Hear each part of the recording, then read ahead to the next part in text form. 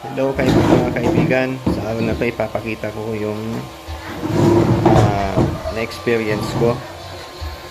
Ito mga experience ko, nag-build ako ng battery na LiPo4 8 piraso tig 50 AH 12 volt system.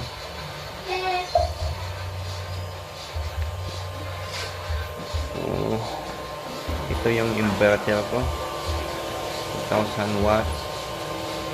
Hindi pa tayo nakabili ng mga snadi. So yan lang muna, pagtigaan lang muna.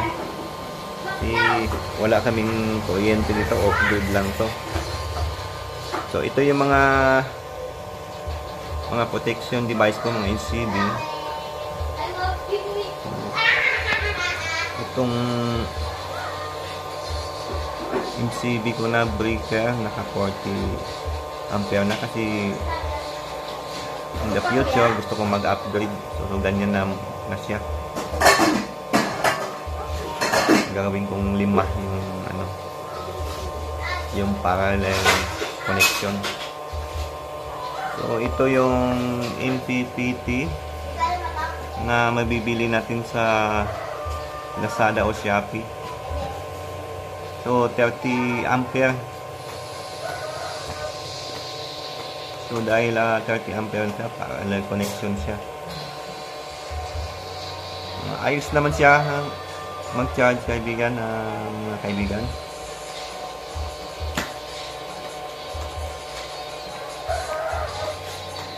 Sa sa PWM na nag-iinit siya. So ito malakas mag-charge kahit na makulimlim yung panahon. So 9:30 ang oras ngayon. Ito na yung na-charge niya. So ito 42 inches na TV.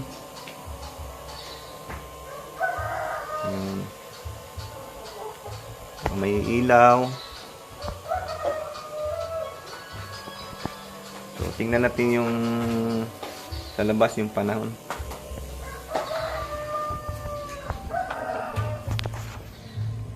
So, wala talagang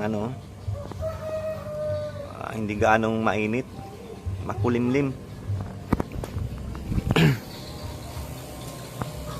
So kayo kung gusto niyo mag DIY, kung wala kayong pangbayad sa mga technician, kayo na lang mag-build. Kayo matakot mag-build.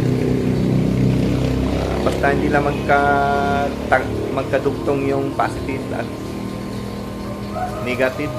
Hindi yan masisira yung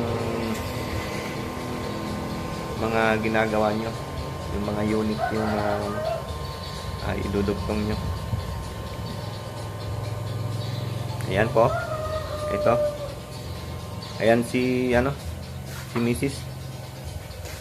Nag-video-key. So may din ako nilagay na capacitor para in case na malakas yung kain ng isang unit. Tulad ng TV, medyo malakas-lakas na to. So hindi siya kaagad na nalulubat. So ngayon ko lang napapansin, parang hindi ko na siya napapansin na ganun pala yung totoo pala na matagal-tagal sa malubat. So ayan lang po. Sinishare ko lang yung ginawa ko. Sa mga walang kakayahan na magpagawa sa iba, kayo na lang buo. Off-grid lang ako, walang kuryente dito. O, tingnan niyo po itong walang wire dito. Yan. Wala akong wire dito sa poste ng miral ko, bill ko. So hanggang dito na lang po. Ito yung experience ko